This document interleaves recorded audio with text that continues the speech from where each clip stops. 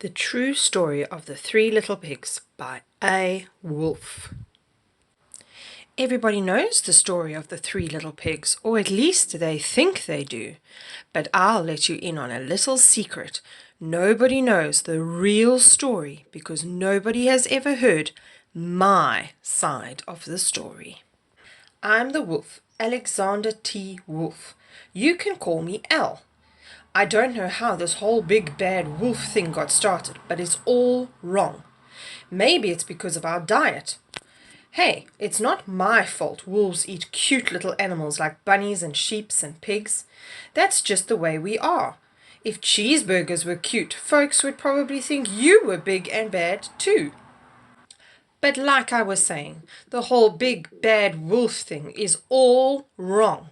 The real story is about a sneeze and a cup of sugar. This is the real story. Way back in Once Upon a Time, I was making a birthday cake for my dear old granny. I had a terrible sneezing cold. I ran out of sugar. So I went next door to ask if I could borrow a cup of sugar. Now the guy next door was a pig, and he wasn't too bright either. He had built his whole house out of straw. Can you believe it? I mean, who in his right mind would build a house of straw? So of course, the minute I knocked on the door, it fell right in. I didn't want to just walk into somebody else's house. So I called, Little pig, are you in? No answer. I was just about to go home without that cup of sugar for my dear old granny's birthday cake, when my nose started to itch. I felt a sneeze coming on. Well, I huffed, and I snuffed, and I sneezed a great sneeze. Achoo! And do you know, the whole house fell down, and right in the middle of the pile of straw was the first little pig, dead as a doornail. He had been home this whole time.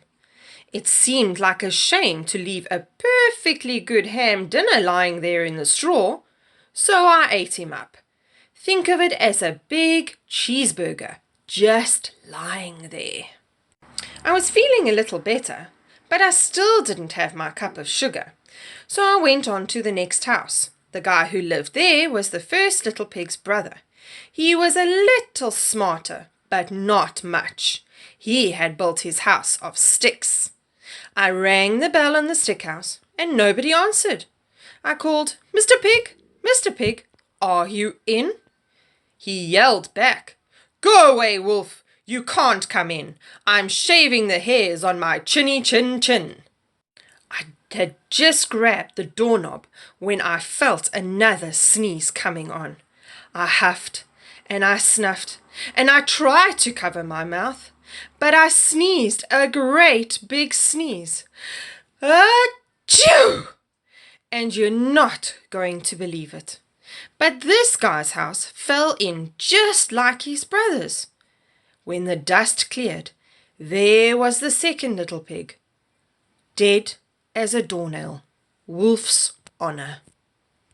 Now you know food will spoil if you just leave it out in the open, so I did the only thing there was to do, and I had dinner again. Think of it as a second helping. I was getting awfully full, but my cold was feeling a little better. But I still didn't have that cup of sugar for my dear old granny's birthday cake. So I went next door. This guy was the first and second little pig's brother. He must have been the brains of the family, because he built his house of bricks. I knocked on the brick house. No answer.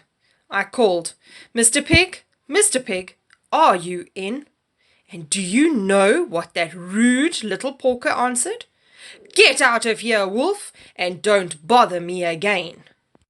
Talk about impolite. He probably had a whole sack full of sugar, and he wouldn't give me even one little cup for my dear sweet granny's birthday cake. What a pig! I was just about to go home and maybe make a nice birthday card instead of a cake, when I felt my cold coming on. I huffed and I snuffed and I sneezed once again. Achoo! Then the third little pig yelled, "And your old granny can sit on a pin."